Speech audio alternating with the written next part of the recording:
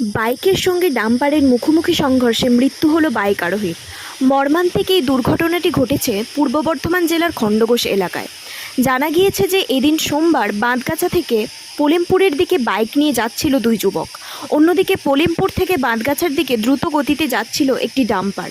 এরপর নিয়ন্ত্রণ রাখতে না পেরে ডাম্পারের সঙ্গে মুখোমুখি সংঘর্ষ হয় ওই বাইকের। তাতেই মর্মান্তিকভাবে মৃত্যু হয় এক বাইক আরোহীর এবং অপরজন আহত হয়েছেন। দুর্ঘটনা ঘটার সঙ্গে সঙ্গে স্থানীয় বাসিন্দারা ছুটে আসেন ঘটনাস্থলে। তাদের মধ্যে থেকে কেউ একজন খবর দেন খণ্ডঘোষ থানায়। তৎক্ষণাৎ ঘটনাস্থলে আসে রায়না ও খণ্ডঘোষ থানার পুলিশ সহ সিআইসি তপন কুমার বসাক। ঘাতক ওই ডাম্পারটিকে আটক করেছে খণ্ডঘোষ থানার পুলিশ। ড্রাইভার পলাতক। মৃত বাইক আরোহীর নাম রাহুল সাহ। তার বয়স প্রায় 17 বছর। আহত যুবক শকুর সাহ। তার বয়স প্রায় 16 বছর। দুজনেই পলেমপুর পশ্চিমপাড়ার বাসিন্দা বলে জানান দুর্ঘটনার প্রত্যক্ষদর্শী শেখ জাকির।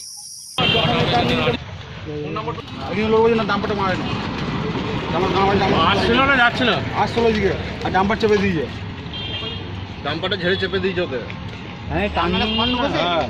আসছিল রাখতে পারবে না, এদিক থেকে যখন আসবে তুমিও যখন রানিং আসবে এই জায়গাটা তো শর্ট হবে তোমার যখন টার্নিং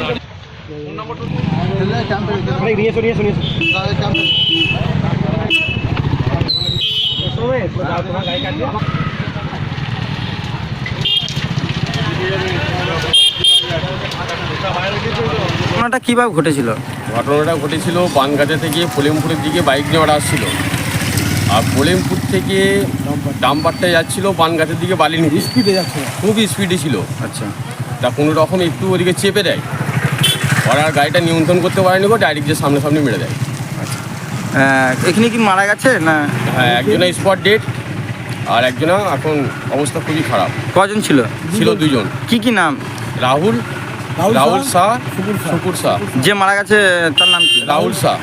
বয়স কত হবে আনুমানিক? 17 বছর। 17 প্লাস। আচ্ছা। আর যে আহত হয়েছে? যে আহত হয়েছে মোটামুটি ওরও 16-17 হবে। আচ্ছা আচ্ছা। এটা কি দ্রুতগতি আসার ফলে এই ঘটনাটা ঘটেছে? আর দূরগতি আসার জন্য ঘটনাটা ঘটেছে। আচ্ছা, গাড়িটা আটক হয়েছে? গাড়িটা ধরা পড়েছে। কোন থানা নিয়ে গেছে? খণ্ডঘোষ। আর জায়গাটা কোন জায়গা হয়েছে? আপনার নাম? শেখ জাকির। আর যে মারা গেছে বাড়ি হচ্ছে পলেমপুর। আর যে আহত হয়েছে? যে আহত হয়েছে ওরও বাড়ি পলেমপুর।